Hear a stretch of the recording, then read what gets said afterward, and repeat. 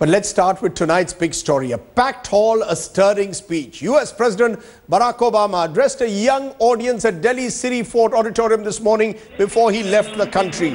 Reaching out to all Indians, Mr. Obama began his speech with a namaste, ended it with a Jai Hind. He spoke strongly on religious tolerance. The US President saying India will succeed only so long as it is not splintered on religious lines. In the context of the Ghar Wapsi program, he seemed to suggest that every person has the right to practice their religion and how they choose to practice it.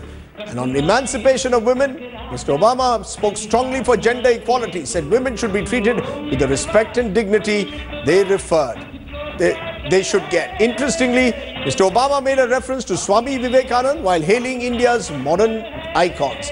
Let's bring you some highlights from his stirring town hall speech.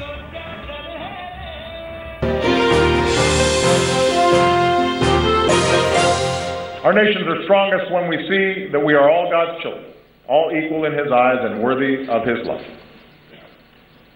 Across our two great countries, we have Hindus and Muslims, Christians and Sikhs and Jews and Buddhists and Jains and so many faiths.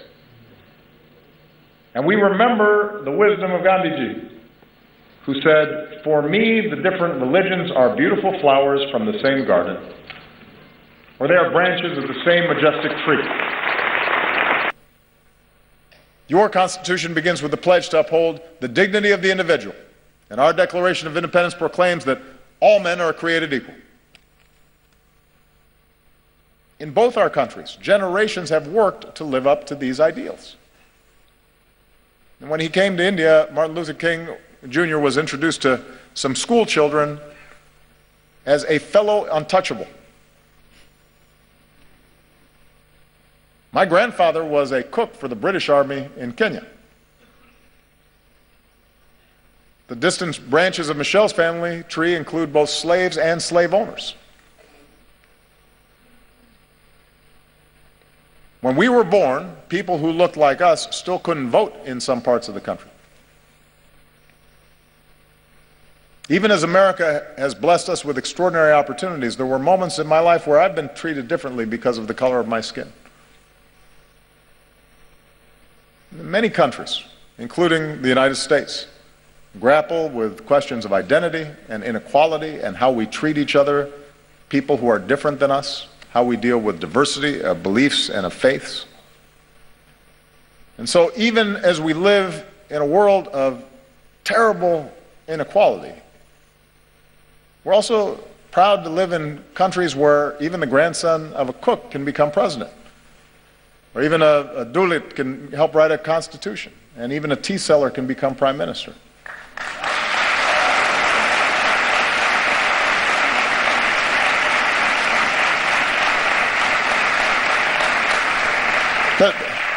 The point is that the aim of our work must be not to just have a few do well,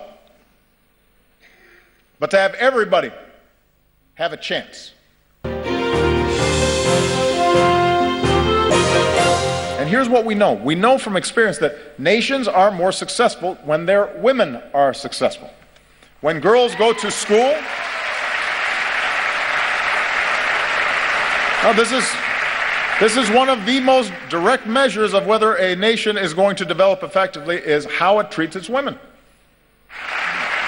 And one of the favorite things about this trip for me has been to see all these incredible Indian women in the armed forces, including the person who commanded the guard that greeted me when I arrived.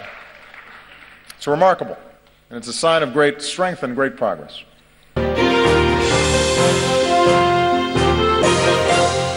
And it's when all Indians, whatever your faith, go to the movies and applaud actors like Shah Rukh Khan. Yeah, and when you celebrate athletes like Milkha Singh or Mary Kom. And every Indian can take pride in the courage of a humanitarian who liberates boys and girls from forced labor and exploitation, who's here today, Kailash Satyarthi.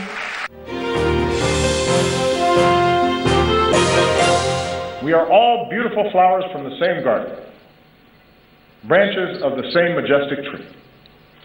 And I'm the first American president to come to your country twice, but I predict I will not be the last, because as Americans, we believe in the promise of India, we believe in the people of India, we are proud to be your friend, we are proud to be your partner as you build the country of your dreams. Jai Hind. Thank you. A stirring speech, but one of the centerpieces of that was religious freedom, Article 25. So the big question that I want to put at the start as we analyze the speech and the entire visit, has Barack Obama put India on notice when it comes to religious freedoms and religious diversity? That's what I'm going to raise right at the top with our special panel. In our studios, Mr. G. Parthasarathy, former ambassador who's been with us through this entire programming on the Obama visit. Jyoti Malhotra of the India Today group. Also joining me, K.C. Singh, former ambassador who's also been part of our studio panel. Nalin Kohli of the Bharatiya Janata Party. Pavan Verma of the Janata Dal United Rajya Sabha MP and former diplomat, and I'll also be joined by Rajiv Gowda of the Congress. So all bases covered, and I want to raise the questions that the US President raised in his speech. Let's get it very clear. Pavan Verma, from an oppositional perspective, when Barack Obama said every person has the right to practice his faith without any persecution, fear or discrimination, yes, India will succeed so long as it is not splintered on religious lines. Did you sense that he was sending a message to the Indian leadership, or do you believe that that is making too much of this speech, as a section of the opposition is trying to suggest that this was a message to the Sangh Parivar and those practicing the politics of Ghar Wapsi?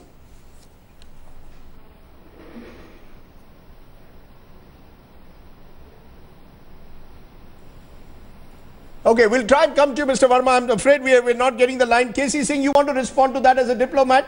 Do you believe that's what the message was?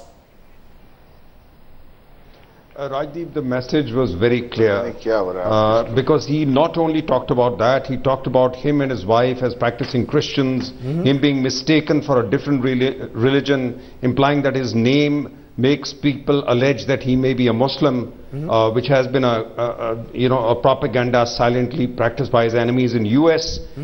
He also went on to name 3 persons from 3 different religions, 3 prominent Indians, ranging from Shah Rukh Khan to Mary Kom to Milkha Singh. And don't forget, he also went to their pictures, the music, and reference to Shah Rukh Khan's picture. So he was giving a mixture, a number of signals to the extent that India is a melting pot of different castes, beliefs. In fact, all the great religions of the world are here. The 4 great religions of India, four great religions which have come from outside. But K.C. just he was sending a signal. Who was he sending that signal to? He's sending us. Who was he sending that signal to? Is my question. He's sending a signal obviously to his host. No, if you come to Man Ki Baat, it's very interesting. When you come to Man Ki Baat, which was recorded earlier, and where Mr. Modi mentions Vivekananda's speech and book being given to him by Barack Obama, here he uses Vivekananda differently. At Sri Fort Auditorium, he uses him as having come to a place where all the religions of the world were there, and therefore as a part of a global mixing of religions. So it was a very powerful mixture of different signals used by Mr. Modi then or later or separately, but saying essentially India cannot be a great power unless and cannot continue simply on the basis that if our economy is doing well, rest of the world will deal with us. He's saying no. K.C., hold that thought. We are both open and tolerant societies, and that is what will make us great. Hold that thought, because Pavan Verma, the question that I was putting to you was also as an oppositional leader. The fact is the opposition has gone on about Ghar Wapsi, has gone on about the Sangh Parivar. Did you see an echo of that in what the US President said, or do you believe that is a misreading and would be an unfair reading of what the US President was trying to say? Rajdeep, the President's speech is very carefully calibrated and prepared over a long period of time. In my view, for him to make such a pointed message was definitely not unintentional. Now, normally, as an Indian and as a former diplomat, I would resent the intrusiveness in our affairs of a visiting president. The fact that Are you saying, hold on, Pawan. Are you saying that the US president was interfering in domestic affairs by raising the issue of Article 25 of the Indian Constitution, saying all people are entitled to the freedom of conscience and have a right to freely profess, practice and propagate religion? Do you believe he was intruding into the domestic affairs of this country, or do you believe he was sending out a powerful message? Rajdeep, let me say to you that normally, even by interpretation, I would be a little touchy about somebody sermonizing to us on how to run our own affairs. And I'm sure President Obama, knowing us, is also aware of that. The fact that he still chose to speak in such a pointed way about the need for India to preserve its values, the fact that he repeatedly referred to Mahatma Gandhi and his respect for all faiths, that he referred to Swami Vivekananda, I believe that it was an intentional gesture to send a message, because India is watched internationally not only as a young republic, but as an ancient civilization. Message to whom? Undoubtedly to this government. Okay. Undoubtedly to this government. Rajdeep, let me tell you that in October 2008, President Sarkozy raised publicly with Prime Minister Manmohan Singh the killing of a few Christians. I think there were 40. It was a heinous and condemnable act in Orissa and Karnataka. Because the world watches India not only for its claim to development and its successes in that area, but also as a composite civilization that stands for certain democratic values. And Americans and the West are very sensitive to this issue. I say to you, one church has been burnt in Delhi and 3 have been vandalized. Let 2 or 3 more such incidents happen, and this whole thing will unravel, and this Barack syndrome will end.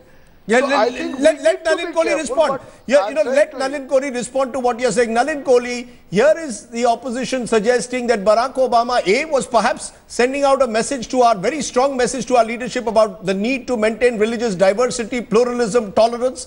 Some would even say he was interfering in India's affairs by virtually putting the Indian government on notice. How do you respond to that in the context of all this euphoria about Barack, about this Man Ki Baat and Dil Ki Baat that is going on between the two leaderships?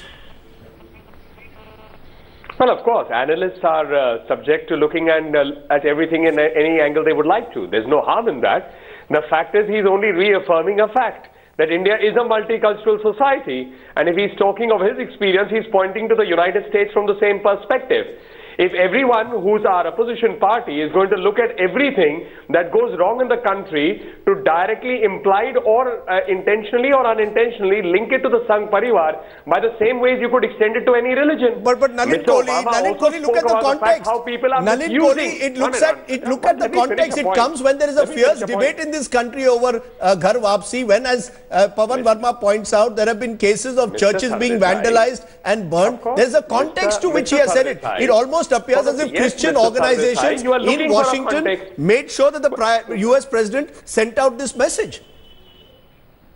Okay, let me answer that, and perhaps if I could just make a substantive point before losing the trail of thought with a counter question. Let's reserve that for the end of what I say. Well, if you're looking at it and believing that every church that's being vandalized by a hoodlum is basically the government of India behind it, because you have Prime Minister Narendra Modi from the BJP, then by that standard you could extend that perverse logic to any religion and say this religion is responsible for all the terrorism in the world. You have to segregate acts of hooliganism to a government policy, and to straight away bring that in, I think it's incorrect. Second is, Barack Obama, as president, also pointed out how the misuse of Islam is taking place. So I think he was making a point that India and the United States are multicultural societies that offer so much to see. Now, if we quibble about he didn't why suggest would he that it was under threat. Send a he didn't negative suggest that message to the Prime multiculturalism was under threat. when you are having something so beautiful going on non-stop? A quick response from you, Pawan Verma. There is no Rajdeep, element of disagreement throughout the Rajdeep, there is yes, very quick. There is another context to it. Yes. Till not very long ago, the US was not giving a visa to Mr. Narendra Modi, and there were specific reasons for it. Now the fact that Mr. Prime Minister Modi and Barack Obama have a good rapport and that now both countries are trying to move ahead, does not negate the fact that the United States, under its own constitution and international perspectives, places a great deal of emphasis on respect for religions and religious tolerance and respect for diversity. Now the fact that in a public address, he needed to make more than a passing reference to it and make such a pointed reference, I don't think it's without reference to context, Rajdeep. Can I give a quick one more rebuttal to Mr. Kohli before I widen it? Yes, a quick rebuttal. Sure. Mr. Sardesai, very simply put, in the first place, that rule was used against only Mr. Modi in the entire world. And that is history. Do you think President Obama, while visiting India, while everything is going on so favorably, is going to bring that context and basically quibble about something that everyone would like to leave behind in the past? I think it would really be the most myopic diplomatic measure by any country that's seeking to engage with India on the next level. Can I therefore take that to Rajiv Gowda? Mr. Gowda, is this quibbling? You know, Congress party, I heard, Congress leaders today pick up the point that Barack Obama has sent out a warning to India, has put India on notice. Am I to understand that the Congress party believe that Barack Obama, in that speech, where otherwise he was full of praise for India and the new India that is emerging, was also sending out a message to Narendra Modi and the Sangh Parivar on Ghar Wapsi and on issues of religious tolerance? I think it's again a matter of interpretation. What you found is that there's the atmospherics, the media coverage, etc., were very, very, very pointedly celebratory, and in a way that's very good for India and the US to come closer.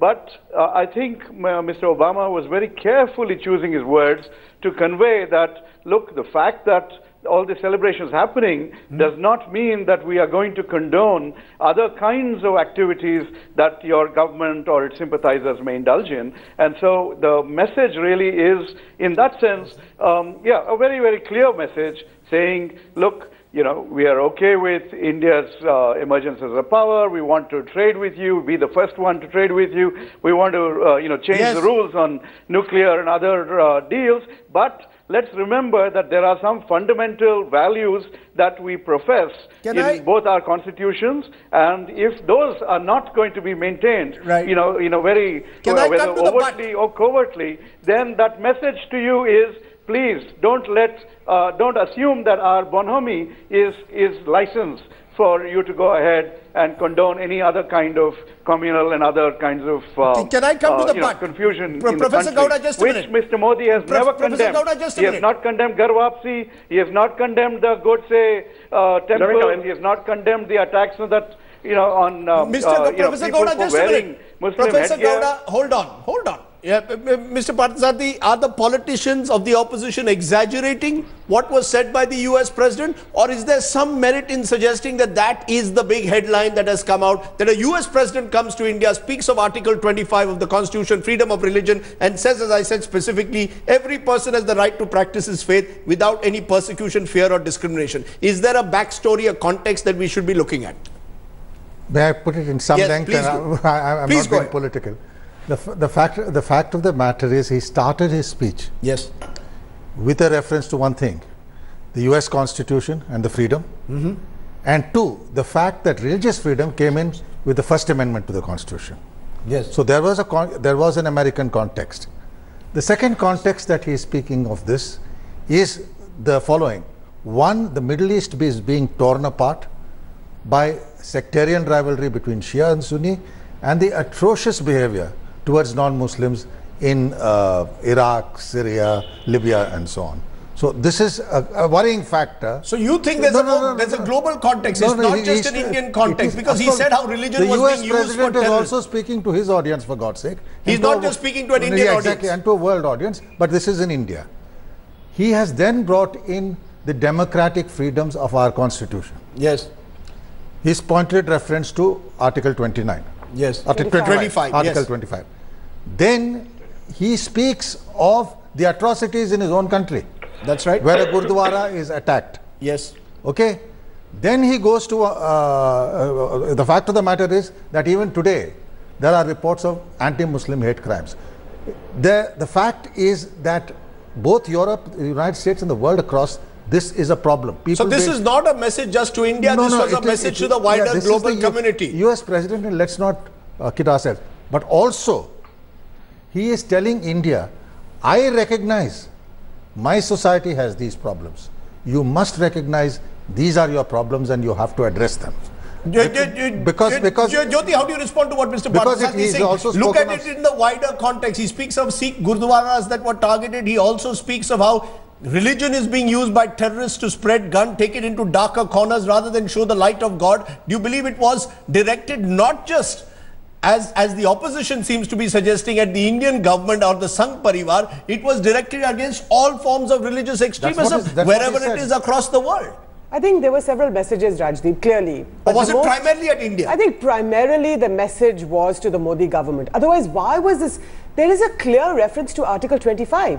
And there is this direct message. The First Amendment. No, that's fine, that's fine. Listen, there are several messages, but the most But the audience was primarily Indian, Mr. Parthasarathi, remember that? The most important, there are several messages as Partha says, but the most important one is to the Modi government, which is that there is Article 25 in your own constitution. And we keep saying that this is our Republic Day. We are very proud of the ideals of our secular, democratic, Republican country, our faith, our constitution. But this is Barack Obama telling us that you have to live up to your own ideals. But he could have told that to the Prime Minister in his private conversation. Do you believe that by sending it out in the public manner? I think what is interesting here, Rajdeep, is that Prime Minister Modi is that Prime Minister Modi keeps saying Barack and now. Just a minute, don't interrupt a lady when she's speaking.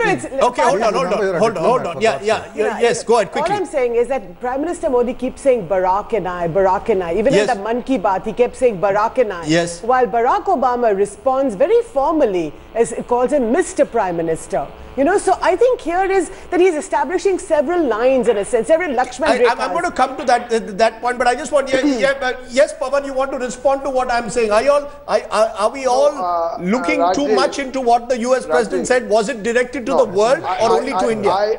Diplomat to behave like a politician. Rajdeep, I prefaced my comments by saying that normally I would protest against an intrusive comment on our internal affairs. Yes. But I am also constrained to comment that what Mr. Obama could have conveyed over the Chai Pe Charcha with Mr. Modi as a private message, in a very carefully calibrated speech, he chose to make it public. And I don't believe any degree of charitable interpretations can take away from the direct nature of the context in which those comments were made.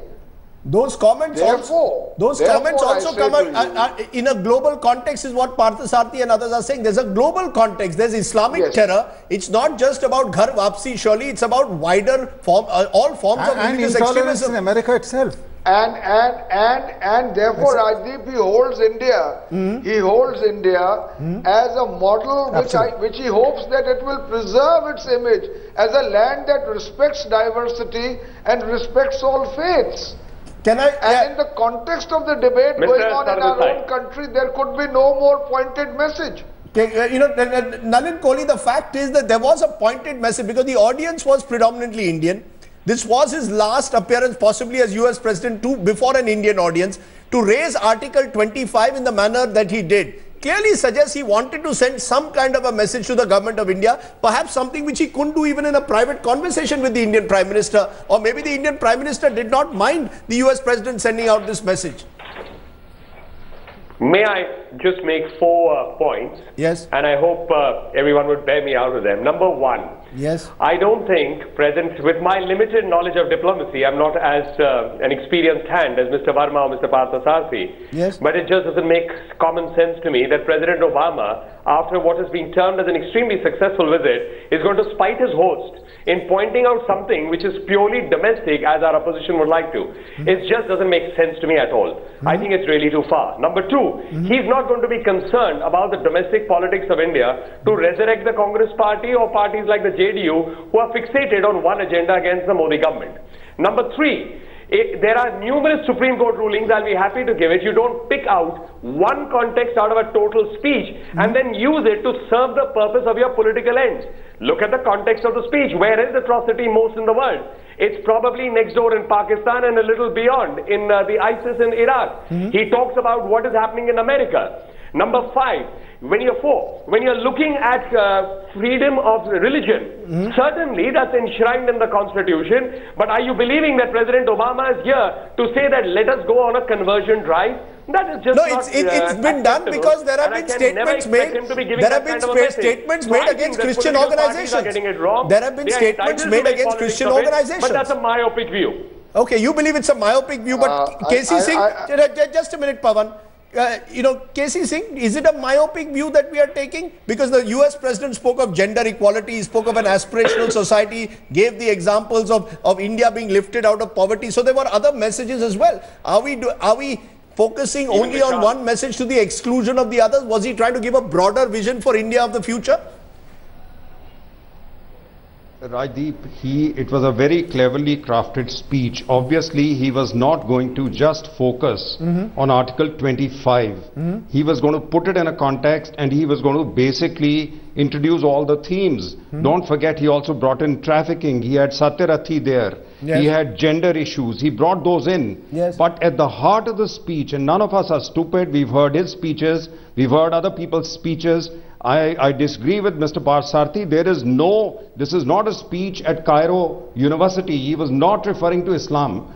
He gave the Gurdwara example in US to link it back to India. The 3 icons he chose were from 3 minorities in India. So why did he do it? Shah Rukh Khan, Milkha Singh and Mary Kom. So why do you think he did it? He did not bring in the Paris incident. So why do you think he did it? He did not bring in the Charlie Hotboard incident. He was not contextualizing it in terms of Middle East or ISIS or what has happened in Europe. A quick point to add. India is a partner of ours.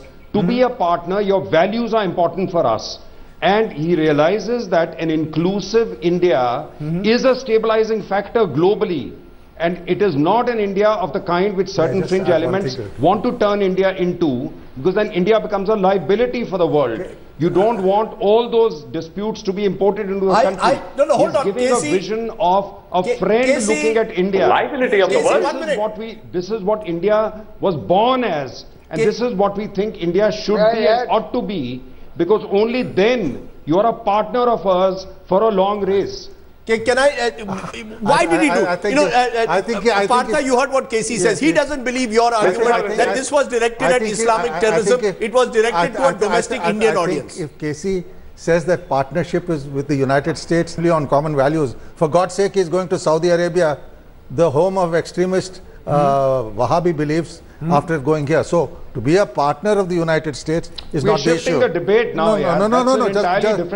Just a minute. Oh yeah, one by one, please. Just a minute. And that was not part of it. That was not part of it. No, absolutely not. I don't agree with that viewpoint. No, the Saudi visit came up suddenly. You also had the case of Vishal. No, I'm not going to allow crosstalk. Sir, no crosstalk. KC, let everyone have their chance. I will allow each one to have their chance. Yes, Mr. Partha. So my point is, yes, it is a sort of thing that democracies are feeling the strain. And we all, I have to deal with... So why to an Indian audience at the Siri Fort Auditorium in his last address as US President, to an audience mainly comprising young Indians? I would not be surprised. Was he making an... I would not be surprised if recent incidents, including burning of churches, has been brought to his notice, because there is a powerful lobby. Do you believe there's a powerful lobby in Washington and Capitol Hill which has been very careful not to single out India, but to put us in a global context. Therefore, my question, has he put India on notice without mentioning... I don't think he's smart. I think he's smart enough not to know that India can't be put on notice. Okay, so, while we've had all that has happened, all the positives that have happened, whether it's on trade, economy, nuclear deal, is this something where Barack Obama perhaps wants to reveal his own personal ideology? More in anguish than anger. He's left more in anguish than anger, but he's left liberal.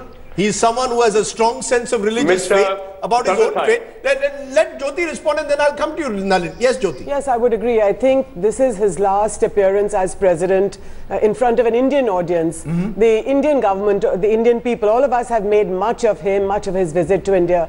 But I think he really wants, this was his Mann Ki Baat, as Casey was saying in the morning, that this is what he wants to say to the people of India. This was his Dil Ki Baat. This was his Dil Ki Baat, This was his Dil Ki Baat. And I think, also I think that he was speaking for a lot of us Indians, that these are our values. These are not only America's values. We are an ancient civilization. We are a very, we are a young republic. But I think this is what we believe in, and these are our values. So I think, in a sense, Barack Obama was reminding us, and he was saying that this is the tolerance that India is famous for. Why is it that we are not living up to it? And listen, his his reference to Article 25 was not to an audience to Saudi Arabia, where he is, or where he went. Can I just take a pause button? This is fascinating because, and I will give you, Nalin, a chance to respond before I take the break, because let's be clear.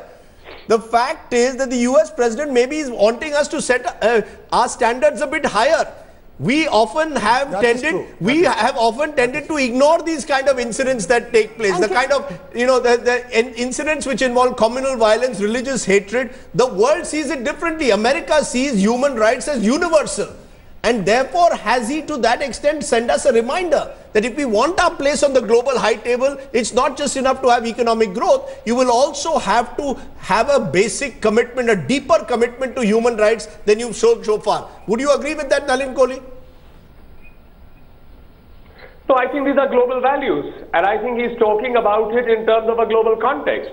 By that standard, France should be off the global table for what happened after Charlie Hebdo. So I mean, by that logic, if you're going in such a myopic vision to just find fault with Indian democracy, then you're just going to simply say that this verse is putting it on notice.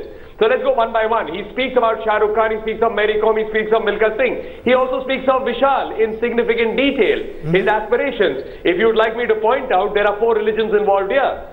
So it's not only the minorities. He talks of the Sikh Gurudwaras, so therefore that's on challenge there. He's talking about the challenge to extremism, which is global, not local only, as it is being made out by our political opponents. And let's put it bluntly, President Obama here is not here to revive the political fortunes of the Congress parties and others who would like to find fault. He's here to see that India and the United States work. So after a successful visit, he's going to spite the nose of the government of India. I think that's, if you'll excuse the word, plainly stupid, and I don't expect that. Hold on. There's a larger context. The audience is a media. Has Barack Obama put India on notice on religious freedom in his speech?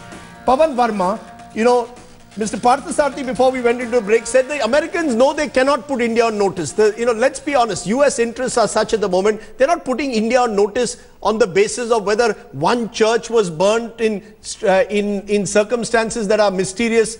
Surely you don't expect the United States, A, to put India on notice, and B, if I may ask, who is the US to put us on notice when they, in a sense, pander to all kinds of despots and dictatorships and even religious extremists across the world? I think, Rajdeep, I myself began to say that I would normally resent this intrusive sermonizing. I am only concerned that even though America is aware of the fact that we are often and rightly so very touchy on this subject, the fact that the President chose to make such pointed remarks on this subject is in itself significant, and we should draw the right inferences both in terms of long-term American policy to us and on terms of the fact that the world watches what is happening within India. But you could be accused of selectively interpreting that message. You could be accused of selectively interpreting that message. I think that the message did not leave room for erroneous or selective interpretation. It was that pointed and direct. Secondly, to my good friend Nalin Kohli, he keeps harping on the fact that would the President, after such a successful visit, convey this message. I want to say that the levels of euphoria can differ.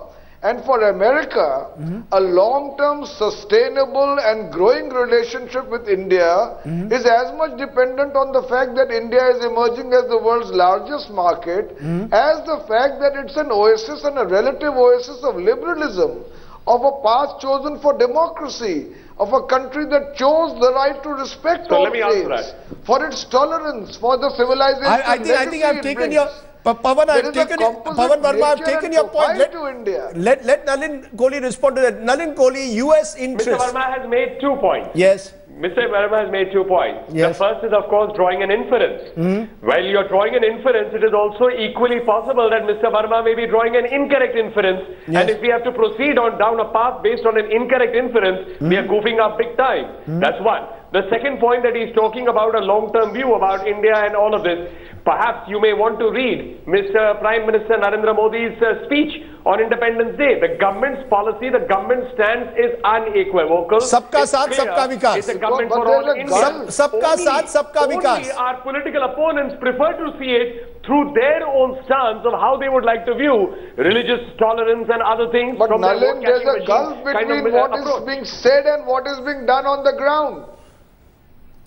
There's a gulf. Even the world sees it. Mr. Verma, those who raise questions that why doesn't Prime Minister Modi refer or immediately come out on a statement like this, especially they should introspect. We've had a Prime Minister in the country preceding Mr. Modi who didn't speak for 10 years.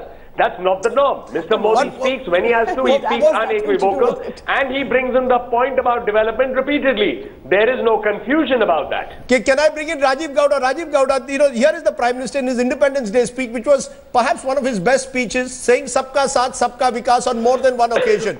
Now, the Congress party doesn't want to look at that. You want to look specifically at what what is said, let's say, by a Giriraj Kishore, or what is said in a specific context by Aditya Nath. You will look for the fringe elements and try and suggest that the US president is focusing on fringe elements rather than engaging with the Prime Minister, which he has shown he seems to have developed a rapport with. So the opposition will be accused of selectively interpreting the message of the US president. 2 aspects to this, Rajdeep. One, his speech was very balanced. Balanced in 2 ways. One, in terms of the language that was used, but also balanced in the sense of, balancing the euphoria that's been out there by pointing out that he and his country are watching what's going on in this country in terms of the ruling party and its larger parivar, the kinds of activities they undertake, the kinds of vitiation of communal harmony that is taking place. And essentially, what... Are you saying the US president doesn't take the fact that are you saying the US president doesn't take the Prime Minister at his word when he talks of Sabka Saath, Sabka Vikas? Is that what is that what the Congress party is trying to say at a time when the 2 leaders have built some kind of a personal rapport? It is very difficult to take the Prime Minister at his word because he talks in nice, glowing ways about Sabka Saath, and also let's put a 10-year moratorium on communal violence and disturbance, and then immediately sends Aditya Nath to go and vitiate the atmosphere in the Uttar Pradesh by-elections. The basic truth which everyone seems to be opening their eyes to now is that the BJP, that they thought they were voting for development, but they voted for the ugly communal divisive fate with the BJP, which is coming forth in a daily basis and which is not being condemned by Prime Minister Narendra Modi. That is something that everyone is aware of, and I think there is no question of interpretation and inference. Can I just stand up there and I'm coming to the last part of the debate with Professor Gowda. Professor Gowda, there's no point in giving a long speech on this. Sir, that is a lot of rhetoric. I'm just coming back to specifics. We are at the end of the almost towards the end, and I want to get everyone in one last time, because KC Singh, has the euphoria been punctured? Has the euphoria been punctured by Barack Obama's speech, or is the headline still very much the fact that the 2 leaders have built a rapport to the point where the Indian Prime Minister routinely now calls Barack Obama Barack? No, I don't think the euphoria is punctured. I don't think that was President Obama's intention. Yes. He didn't want to take away from the success of the first day or the ceremony of the second day. But he is only presenting a point of view to say, a great India espousing its values and those values shared by us, linking Martin Luther to Mahatma Gandhi. He brought in Vivekanand. He brought in the the histories of the two countries and how they have come out and how their constitutions have got those guarantees. After all, he's come here for the Republic Day. He's only reminding India what was adopted on the Republic Day, which is the Indian Constitution. Okay. And if India has to be a counterpoint to China in Asia, and as a major power to balance the power equations in Asia, then it has to espouse those values. It can't just be Saudi Arabia or one such kingdom. Okay, we are not a Saudi Arabia. We are a potential major power. And for India to retain its values, I take your point. I want to go to the studio guests. Before I go to the studio guest, Nalin, you want to have one last response. Is there a message you've got from Barack Obama's visit which should which should send a sobering thought rather than everything being seen in euphoric terms? No, two quick comments. I think the fact that Ambassador K.C. Singh is putting forth a view of how India is enshrined in the Constitution and all that, that's absolutely fair. But to translate that as a message against Prime Minister Modi, his government or the BJP or anything as an agenda, I think that's unfair. And that's what I've been trying to segregate. With regard to the Congress party, well, I mean, let's face it, the Congress party does not show respect to Prime Ministers because they always had their preference for a family, not the Prime Minister of India for 10 years. So we can't expect them to now respect. Prime Minister doesn't come from the Congress fold. Okay, hold on. No, I'm not allowing a political debate. No, I'm not allowing a debate on this point. My producer is going to keep the mic, so I got to get only the two studio guests in now. Jyoti Malhotra, what's the big headline for tomorrow? Based on what Obama said, or is it the Man Ki Baat where the two leaders seem to sort of commit themselves to issues like gender equality, issues of growth, issues of building a partnership? Well, the partnership exists, and I think that's been been very clear the last couple of days. So what's the quick headline? Tomorrow's headline is that Obama tells Modi that we have to live up to our constitution. We have to live up to our constitution and live up to the notion of freedom of religion. Freedom of religion, absolutely. And also I think he's speaking to the people of India over Modi's head. Okay, that's an interesting point, because is he speaking to the people of India over Modi's head? Is he, in a sense, despite Mr. Modi establishing this personal chemistry, warm, talking about him at Barack, some would say he maybe has gone too far with the Barack bit. Has the message of this visit been positive, or will it be colored in any way by this whole debate over Article 25? I think the message of this visit to the world will be that the United States sees India as an important balancing power for a stable balance of power in Asia. That the US and India are on the same page on terrorism.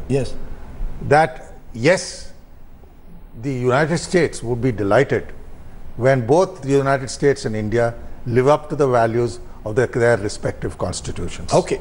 Given that, I appreciate all my panelists joining us, because clearly after some of the euphoria that we've expressed in the studio over the last 48 hours, it was important maybe to give some other context to this entire visit of the US President.